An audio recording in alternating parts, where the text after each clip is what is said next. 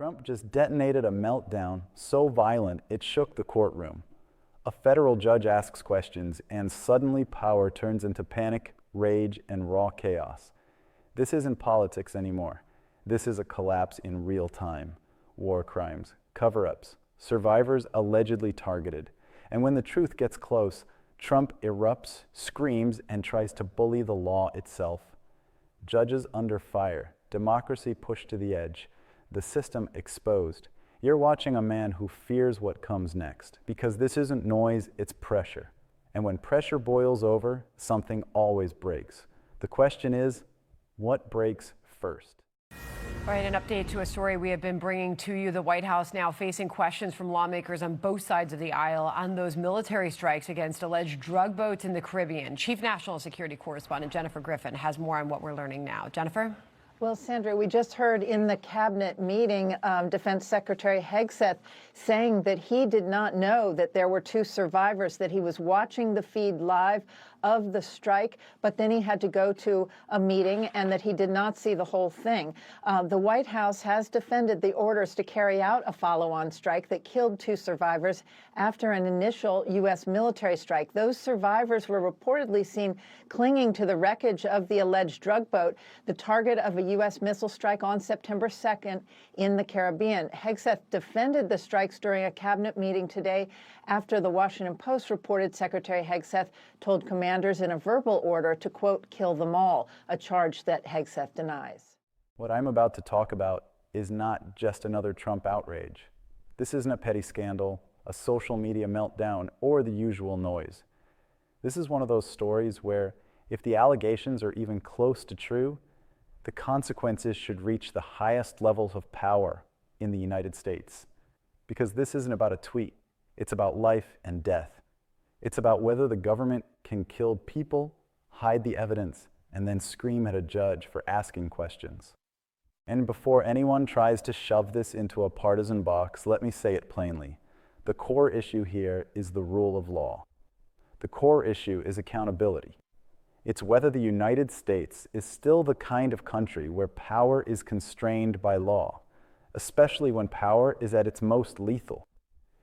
According to the details described in the transcript, the U.S. carried out strikes in the Caribbean, targeting alleged drug trafficking boats. And the most alarming part, the part that changes this from controversial policy into something much darker, is the allegation of so-called double tap strikes. In other words, an initial strike hits a vessel, and then a follow-on strike is ordered to hit survivors clinging to wreckage. Only just begun striking narco boats and putting narco terrorists at the bottom of the ocean because they've been poisoning the American people. We've had a bit of a pause because it's hard to find boats to strike right now, which is the entire point, right? Deterrence has to matter, not arrest and hand over and then do it again. Hegseth tweeted last night his support for Admiral Frank Bradley, the Navy SEAL who was at the time the Joint Special Operations Commander overseeing the strike, following suggestions in the media that Hegseth was shifting responsibility for the strike to Admiral Bradley. Survivors. That word matters. Survivors means people who are not actively fighting. Survivors means people in the water, wounded people. People who, at that moment, pose no threat. And if a military strikes survivors, if it's ordered intentionally, then we're not talking about law enforcement. We're not talking about interdiction. We're talking about extrajudicial killing. We're talking about execution. Now, do we have a court verdict? No. Do we have full video evidence? No. Because, according to the transcript, that footage is being demanded and not provided. And that leads to the next point. In a democracy, when you're accused of something this serious, your response is not to rage. Your response is to cooperate. Your response is to show your work. You release evidence to oversight bodies. You provide legal justification. You allow review. You do not attack the legitimacy of the people investigating you. But that's the pattern, isn't it? When Donald Trump is questioned, especially when the questioning reaches the level of real accountability, he doesn't engage with facts. He attacks institutions. He tries to intimidate. He delegitimizes judges. He He paints oversight as sabotage. And then he uses the outrage machine to flood the zone so that half the country stops thinking in terms of what happened and starts thinking in terms of which team am I on. That's the authoritarian trick. Turn law into loyalty. Turn truth into identity. And look, we all know drug trafficking is real. Fentanyl is real. People are dying. Families are being destroyed. Nobody serious is saying, ignore drug trafficking. The question is, do we fight crime by becoming lawless ourselves? Do we fight cruelty by adopting cruelty? Do we claim we're protecting American lives while shredding the legal and moral constraints that make America worth defending? Because the minute the United States government adopts the logic of we can kill whoever we label a criminal without trial, without transparency, without oversight, the line is gone. And once that line is gone, it does not stay over there. It never does. It comes back, it expands, it metastasizes. The same mindset that says they don't deserve due process eventually becomes you don't deserve due process. That's how democracies erode. One of the most important ideas in modern international law, an idea the US has historically supported, is that even in conflict, even in dangerous situations, there are rules. You can't just do anything you want because you're the strong party. There are protections for people who are wounded, who are surrendering, who are no longer part of hostilities. If someone is out of the fight, they are protected.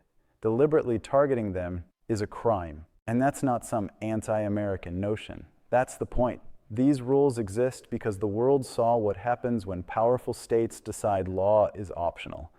After World War II, the world tried to create guardrails against the worst human impulses of states. Guardrails that say, even if you believe your enemy is evil, even if you believe your cause is righteous, you don't get to execute the defenseless. So when people hear terms like Geneva Conventions and they roll their eyes, I want to be clear, those rules protect Americans too. They protect our soldiers when they're wounded. They protect Americans when they're captured. They protect the basic idea that human beings have rights, not because they're angels, but because the alternative is barbarism. And that's why this story is so explosive. If survivors were targeted, if the allegation is true or even credible, then the question isn't, was this tough? The question is, was this lawful? And the next question is, who authorized it? Who knew? Who covered it up? Who is refusing to release evidence? And that's where Trump's response becomes the story itself. According to the transcript, Trump goes after the judge investigating. He calls the judge a fake judge. He screams witch hunt. He does what he always does. He tries to put the judge on trial instead of the facts. He tries to teach his supporters that any institution that constrains him is illegitimate. That is not normal. That is not patriotic. That is not how a constitutional republic works. A president isn't a king. A president doesn't get to demand immunity from oversight. A president doesn't get to treat the judiciary as a personal enemy. The judiciary exists precisely because we learned across centuries of history that unchecked executive power becomes dangerous fast. Judges aren't perfect. Courts aren't perfect. But the alternative, rule by decree, is worse. So when Trump erupts at a judge, when he tries to delegitimize the investigation itself, what he's really saying is, I do not accept limits. And when someone says that, while the issue involves lethal force, that's not just a personality flaw. That's a threat. Now let's talk about transparency, because the transcript raises a point that should be obvious to anyone who's not trapped in propaganda. If the strikes were lawful and conducted appropriately, why hide the footage? If you're innocent, you don't have to love oversight, but you cooperate with it. You give Congress what it needs. You comply with lawful court requests. You provide documentation. You don't stonewall. You don't obstruct. Stonewalling is what people do when they're trying to control what the public learns. Stonewalling is what people do when the evidence is damaging. And in a democracy, hiding evidence in a case involving killing is unacceptable. It's not politics. It's not optics. It's basic accountability. And according to the transcript, Members of Congress from both parties are demanding video footage so the public can see what's being done in their name. That bipartisan element matters. It means this isn't just one side trying to score points. It means at least some lawmakers recognize that something is off, something dangerous, something that can't just be waved away with slogans. Because the most cynical thing we can do as a country is accept a system where accountability depends on whether your party is in power. That's how you get a two-tiered system, not in the way demagogues claim, but in the real way. The powerful get impunity, the rest get consequences. Now, the transcript also mentions international reactions, specifically the UN High Commissioner for Human Rights, calling on the US to halt these strikes and using the term extrajudicial killing. That term is not used casually. It's a serious accusation. It basically says the state is killing without legal process. And when the world hears that about the United States, it is devastating because for decades the US has tried to lead, imperfectly, sometimes hypocritically, but still lead on human rights norms. We criticize dictatorships for murder without trial. We condemn political executions. We sanction regimes that disappear people. We talk about a rules-based international order. And if we become the country that kills survivors in the water and then attacks judges asking for evidence, we lose moral credibility. We lose the ability to speak about law and rights without being laughed out of the room. And you might think, who cares what the world thinks? But here's why you should care. Credibility is power. Soft power is real. Alliances are built on trust. When allies believe you will follow rules, they cooperate. When allies believe you'll break rules and then deny and threaten, they distance themselves. And adversaries use your hypocrisy as a weapon. So this isn't just a foreign policy story. It's a national identity story. It's a democracy story. Because authoritarian politics doesn't just break laws at home, it breaks norms abroad too. And it teaches the world that America's commitment to rights was a costume. Now, let's talk about the ICC angle described in the transcript, the International Criminal Court. The US is not a party to the Rome Statute, and our relationship with the ICC has been complicated. Fine. But the key concept mentioned is jurisdiction. The ICC can investigate crimes committed on the territory of member states, and many Caribbean nations are members. That means if crimes occurred in their territorial waters, an international court could plausibly claim jurisdiction, even if the suspects are American. Now, will the US extradite anyone? Probably not. But the political consequences could still be enormous.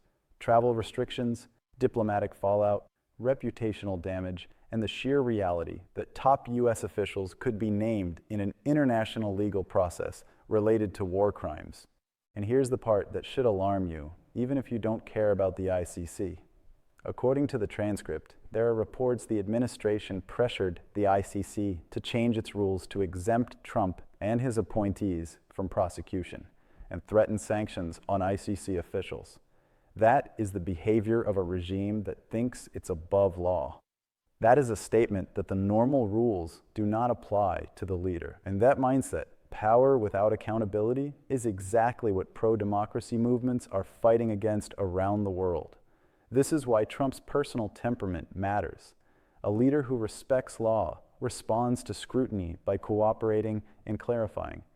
A leader who wants impunity responds by raging, threatening, and demanding exemptions.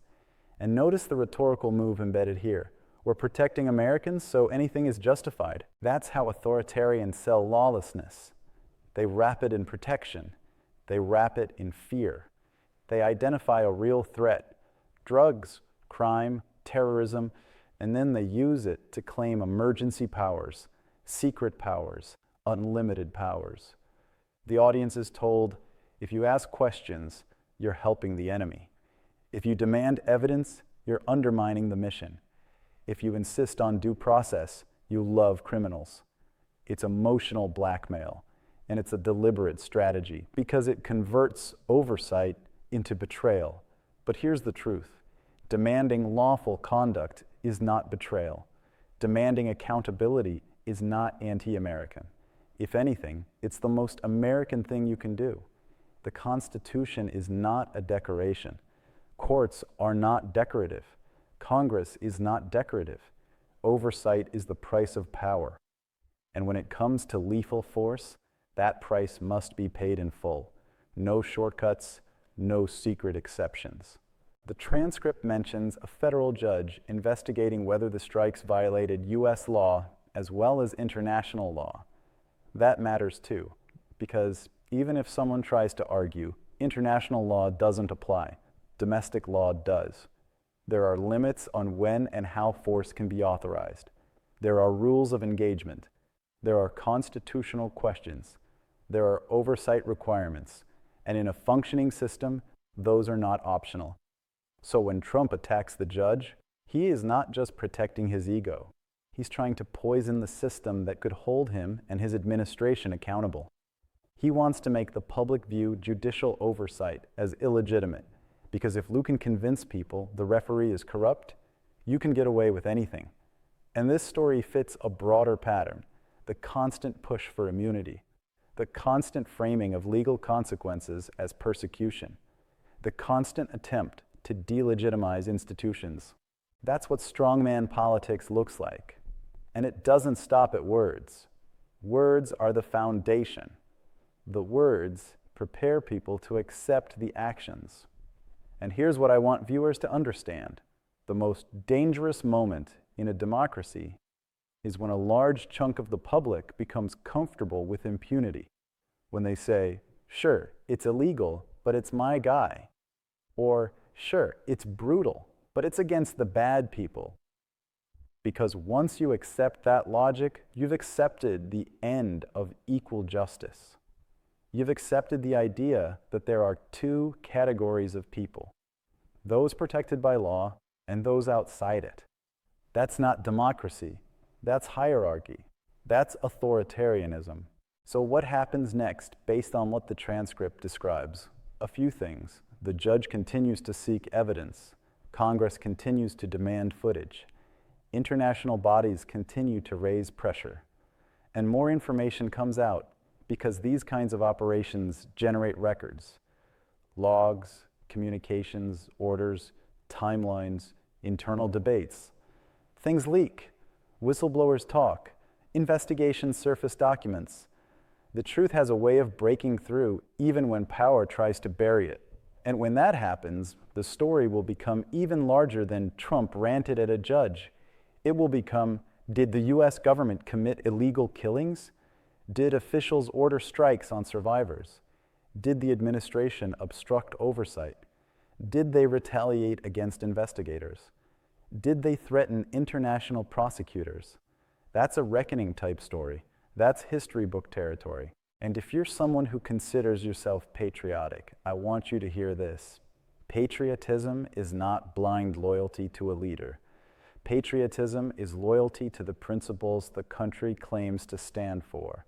Rule of law, human rights, accountability, checks and balances.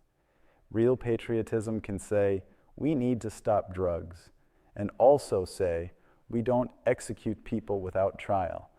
Real patriotism can support the military and still demand that the military obey lawful rules of engagement. In fact, demanding lawful conduct is a form of respect because it insists the U.S. military should not be turned into a tool for impunity and political theater. And for anyone who thinks this is far away, it doesn't affect me, here's the hard truth. Once a government normalizes killing without accountability, the threat is not contained to one policy area. The same disregard for law shows up elsewhere, in elections, in protests, in surveillance, in political prosecutions, in the targeting of enemies. It creates a culture where power becomes its own justification. And in that world, rights become conditional. That's why the through line matters. This is not just about one incident. It's about the broader belief that Trump has pushed for years, that he is above accountability, that institutions should serve him, that the law should bend around him, and that anyone who refuses is illegitimate. When a judge investigates, The correct response in a democracy is not to scream. It's to comply, to present evidence, to engage in the process, even if you hate it, because that's the bargain. You get power, but you accept constraints. Trump's politics rejects that bargain. His movement increasingly rejects that bargain. And that's why this isn't partisan. It's pro-democracy versus anti-accountability. So here's where I land. If there are credible allegations of survivors being targeted, the country deserves the truth. Congress deserves the footage. Courts deserve compliance. The public deserves transparency. And if wrongdoing occurred, accountability must reach the top, because allowing impunity for the powerful is how democracies rot. This is the moment to insist on standards. Not because we're naive, not because the world is safe, but because the moment we abandon standards, we become exactly what we claim to oppose. And that's the final point. America cannot defend democracy by behaving like an authoritarian state. We cannot claim we stand for human rights while hiding evidence of killings. We cannot preach rule of law while attacking judges. We cannot say, no one is above the law, while demanding immunity for leaders. That is the line. That is the test. And whether we pass it depends on whether the public demands accountability or accepts rage, propaganda, and impunity as the new normal.